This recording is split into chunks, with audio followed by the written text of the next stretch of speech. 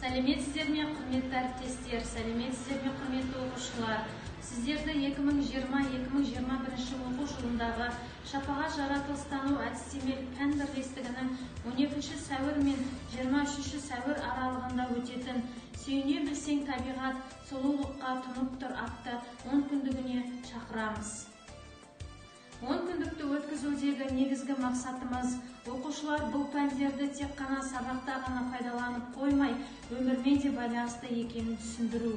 Химия, биология және география пәндеріне қызығушылықтарын арттыру. Оқыту кезінде алған білімдерін тереңірек дамыту. Оқушылардың бойында салауатты өмір салтын ұстану жайлы түсініктерін қалыптастыру.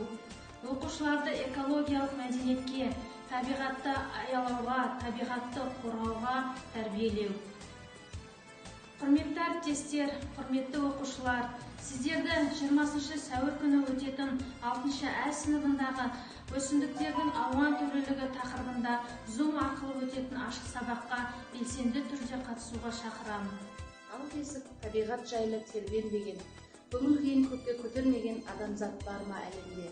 Тамыры жоқ таста, туған жеріміздің алтын топырағы да, жайқалған жасыл орманы мен сылдыр қаққан өзен суы да адам баласына асқақ сезім қаласына бітірмейді. Бүгінгі табиғат ананың болмыс бітіміне көз жүгіртіп, ой түйсек жаның құлазып, жүрегің сыздайды. Өзен жағалауындағы төгілген қоқыс тұнығымызды лайласа, жол жиегіне отырғызылған емен талдарымызды кесуге бармыз да, оның орнын толтыруға олақтығымыздан сол ағаштар сиреп барады. Туған жерім менің елім, менің ертеңім, ертеңгі ұрпақтарымыздың мекені дейтін ағайынға айтарым, табиғат анамыздың жағдайы өз қолымызда, оны көркейтіп, көріктендіру, ардақтап, аялау баршамыздың басты міндетіміз.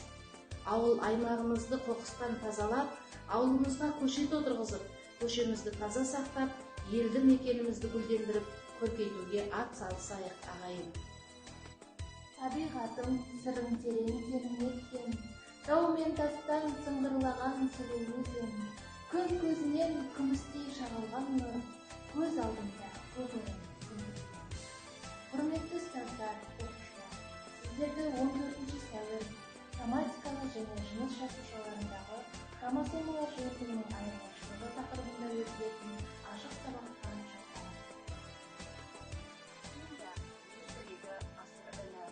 Ғылымға қазіргі зорлық басын киді, талай жыл адамзатқа жұмбақ болған, ашылды табиғаттың жасырыны.